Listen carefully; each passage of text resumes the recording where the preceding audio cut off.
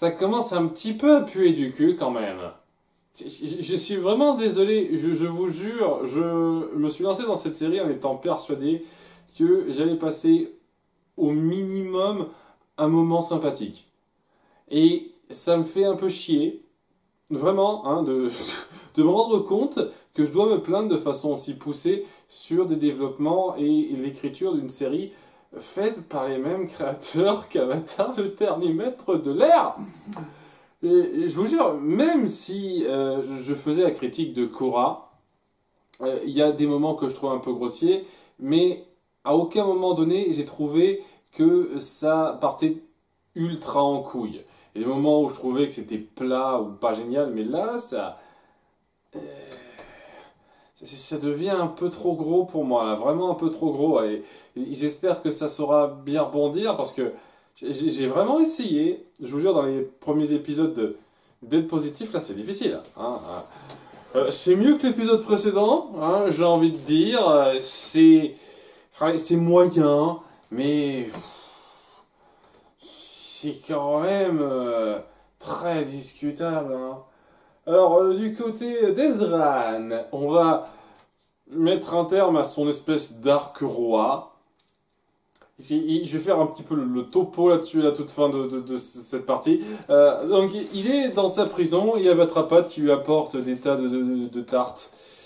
Et il est content. T'as l'histoire de dire que, oh, au bout du compte, c'est pas si mal.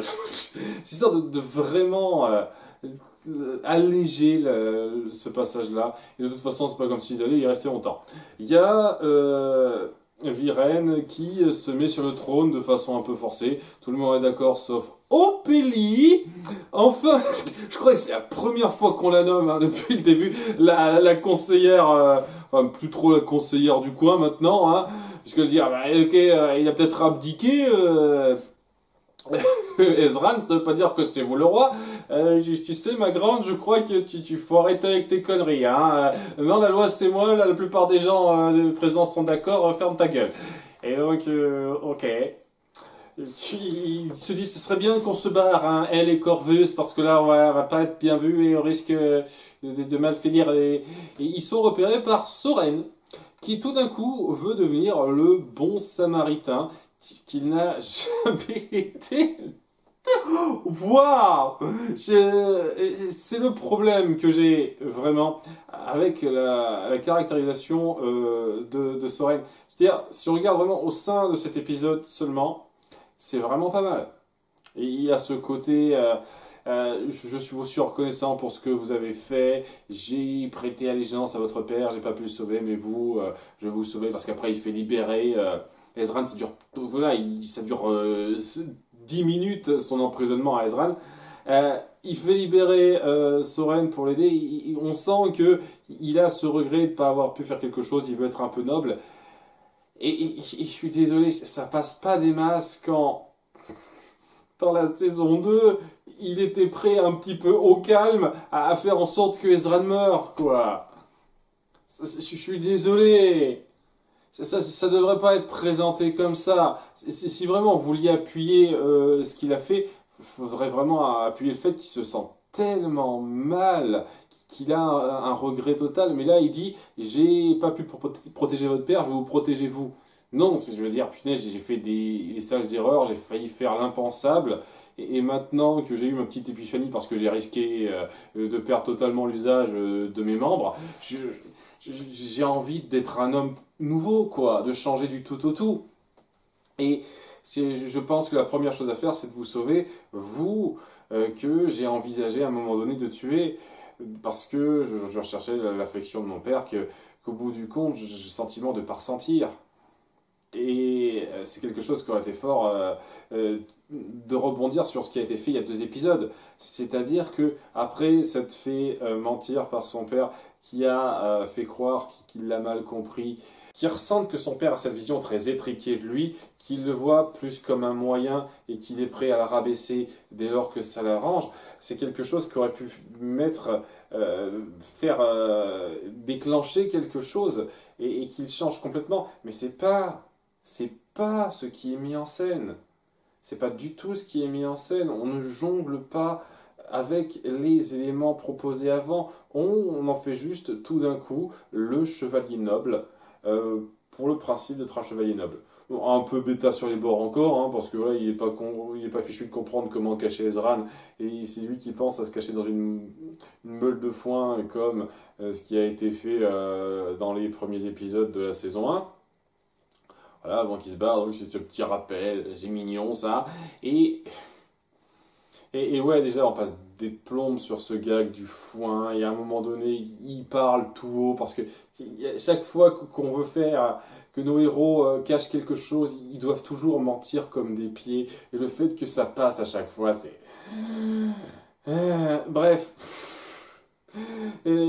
ça, c'est histoire d'appuyer que, au bout du compte, Soren peut être un pro-chevalier s'il le veut, mais c'est tellement pas ce qui était appuyé avant, et franchement, c'est quelque chose qui aurait pu être très fort si ça avait vraiment été suivi de façon satisfaisante.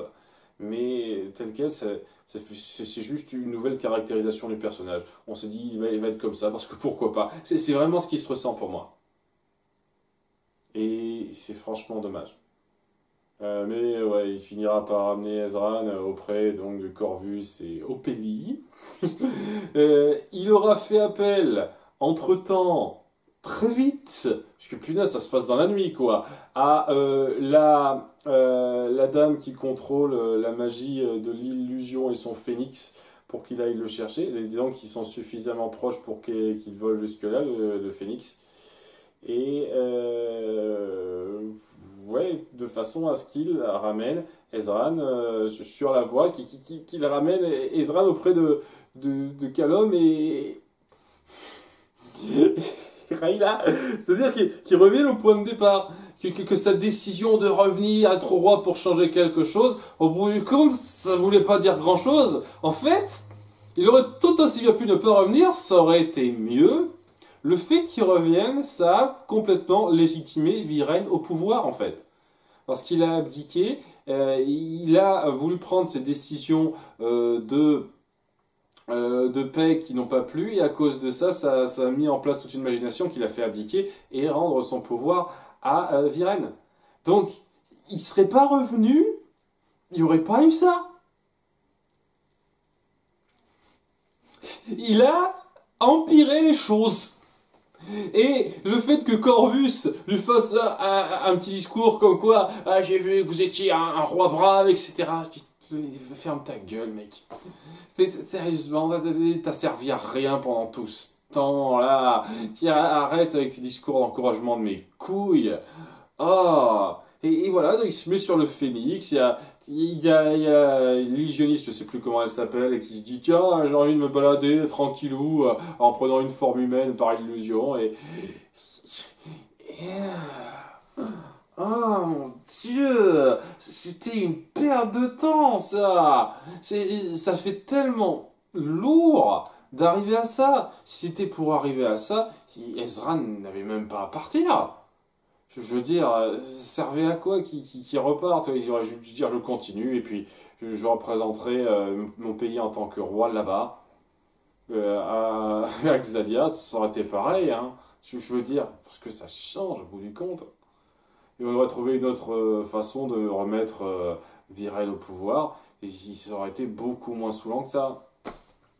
Après, c'est pas terminé avec Viren, parce que là, il a une belle scène avec sa fille à un moment donné où elle est un petit peu curieuse de cette espèce de petite créature qu'il a sur l'oreille. C'est quand même dingue qu'il y ait qu'elle qui a remarqué ça. Je veux dire, il est devant tout le monde sur son trône en mode je me la pète. C'est un peu Conan le barbare. Il me semble que la pose c'est très, très similaire à Conan le barbare. Ça fait longtemps que j'ai pas vu, mais ça me surprendrait pas, surtout quand on voit une scène qu'il y aura plus tard. Il a cette putain de bestiole sur l'oreille et personne se pose de questions là-dessus.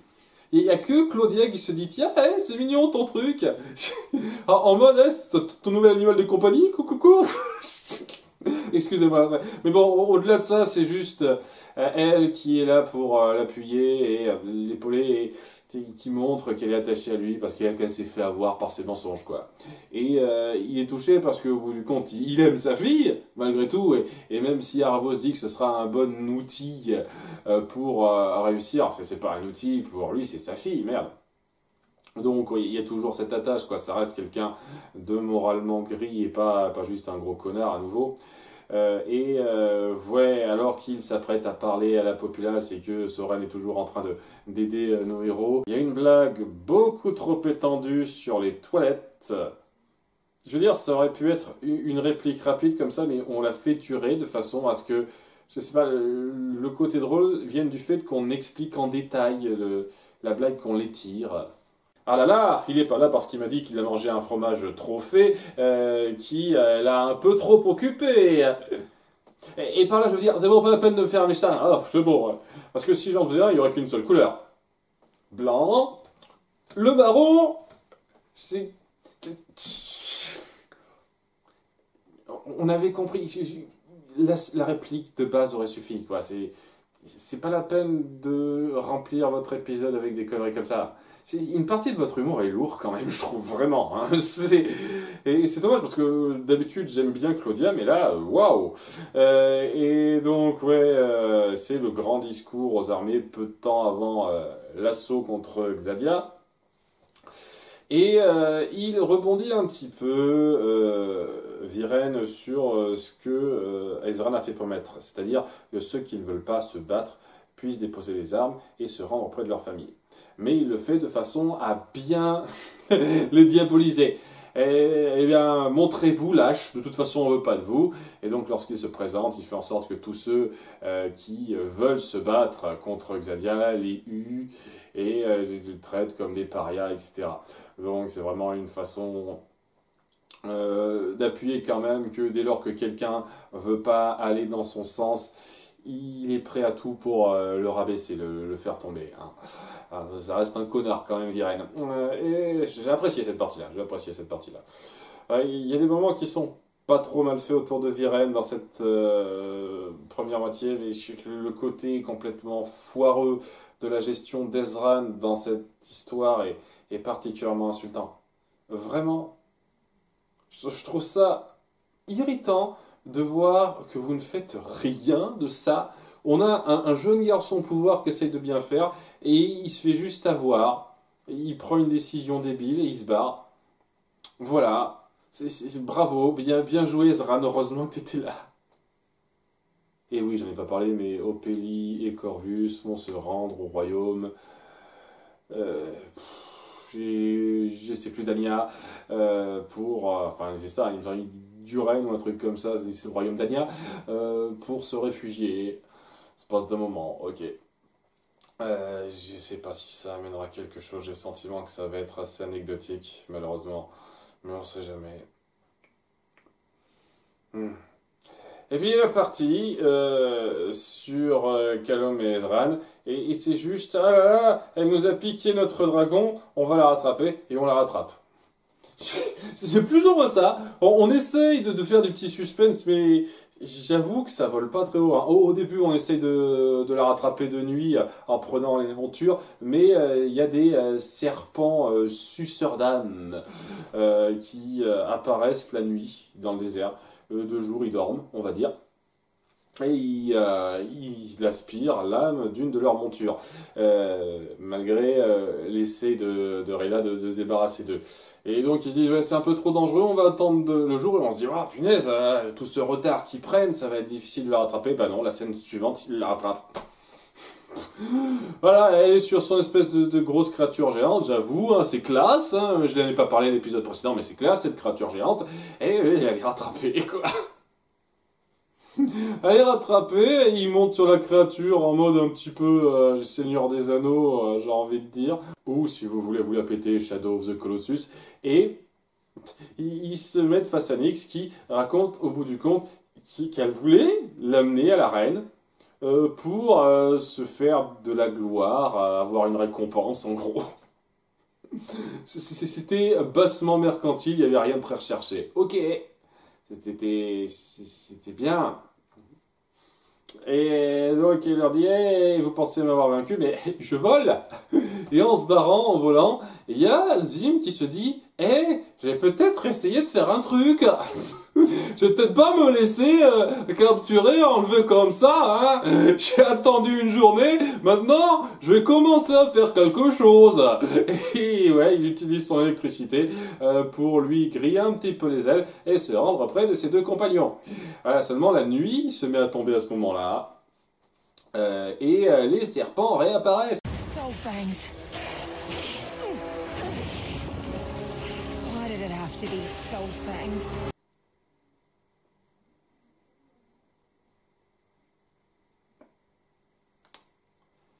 Ça va être un délire récurrent, ça, en fait.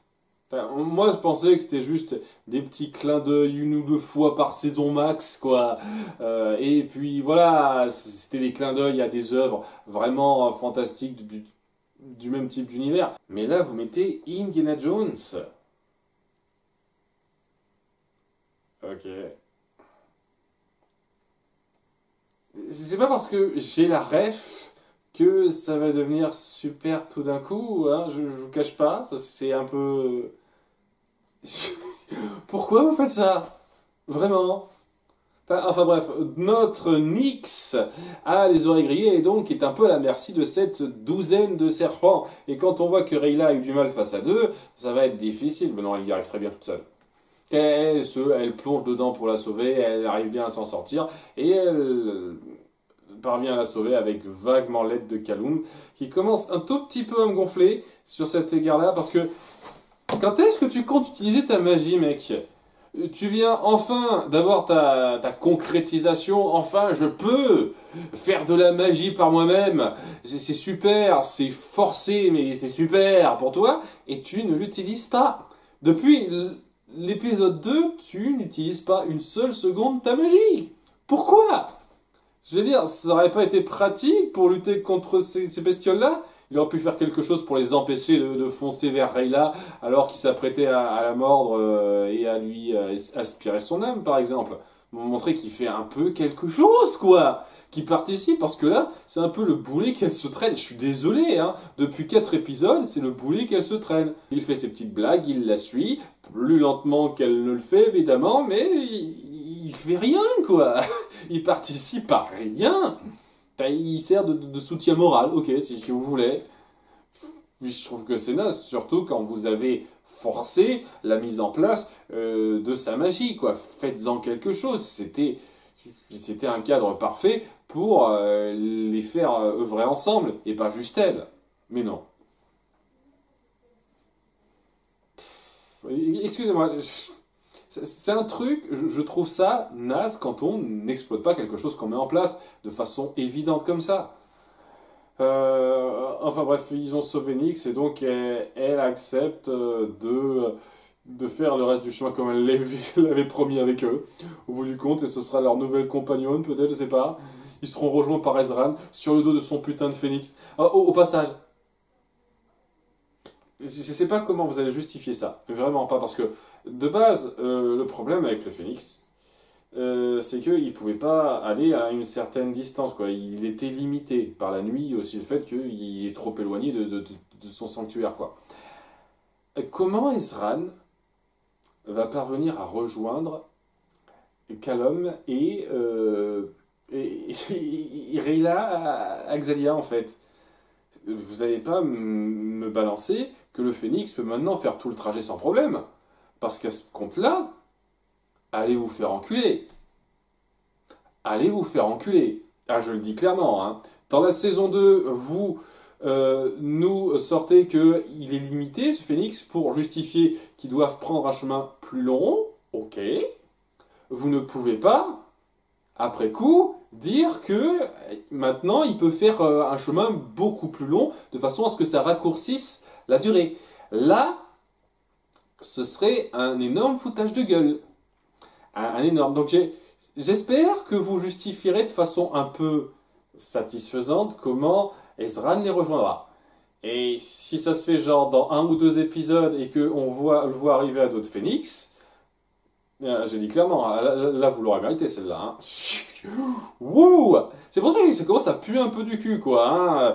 J'ai pas mal de craintes et maintenant je soupçonne que ça va partir sur pas mal de grosses facilités bien grossières, quoi.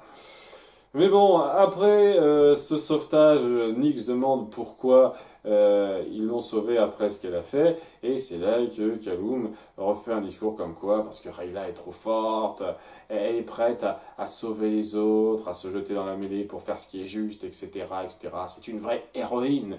Et donc, il essaye un petit peu de répliquer à ce qui a été fait donc la veille en lui faisant un baiser rapide aussi. Ça semble reparti dans l'embarras gênant après, mais Rayla dit ok, ferme ta gueule, embrasse-moi jusqu'au bout, sans dire qu'au bout du compte ça se concrétise. Ok, je rétracte ce que j'ai dit à la fin de l'épisode précédent là-dessus, c'était un peu mieux, ça, vous avez su rebondir là-dessus et ne pas non plus faire durer ça trop longtemps. Donc voilà, ça se concrétise entre eux. C'est un couple maintenant. On va voir ce que ça donnera. À nouveau, je trouve pas que leur couple soit dégueulasse ou quoi que ce soit, c'est assez mignon. Après, pour l'instant, je trouve pas que ce soit un couple ultra touchant, soit. Mais il faut voir comment ce sera géré par la suite. C'était donc un épisode moyen pour moi. Je veux dire, la partie sur Callum et Rayla, ça allait. C'était un peu facile, mais ça allait à peu près. La partie sur Ezran, même s'il y a des moments forts autour de Viren qui aident à rehausser ça, non, je peux pas. Donc, globalement, moyen. J'espère que c'est juste une mauvaise passe, hein, s'il vous plaît, que ce soit juste une mauvaise passe. À bientôt pour l'épisode 6. Bye!